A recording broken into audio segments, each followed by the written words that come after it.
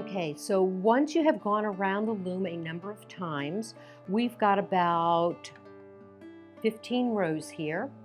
On an average brim, it's 20 rows, and the way you count rows is you pull the yarn towards you, and every single hole is considered a row, and that's how you count. So to make the brim, I stick my hand through the center of the loom and grab onto that little tail.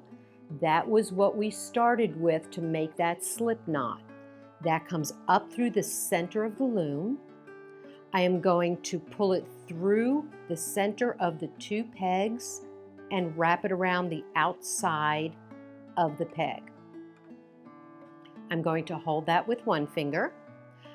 My other hand, I'm going to unroll the bottom because yes, it does tend to roll up. I'm going to find the bottom stitch, which is 2 strands of yarn, and lift it up and over the peg right there. I'm going to find the next one and lift it up and over the peg.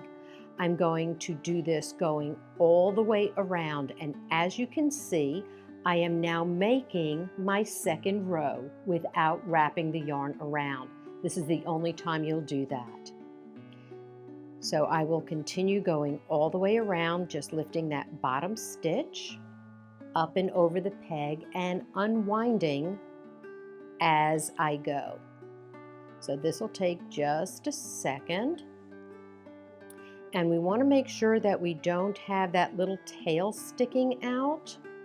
So this is something, every time I teach a class, I always learn something new, and that's from both patients and survivors. So as I get almost all the way around, I'm going to unwind the tail, and I'm going to just rest it inside what is now becoming the brim. This way that tail will now be hidden and we don't have to worry about it. So again, I just want to make sure that stays tucked in as I continue to lift up and over. So now we've got the very last one.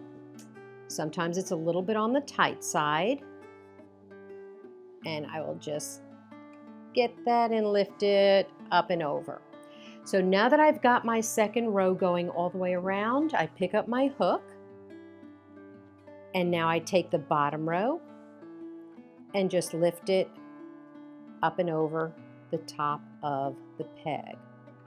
And with that being done, I am now making my brim because now I'm down to single row.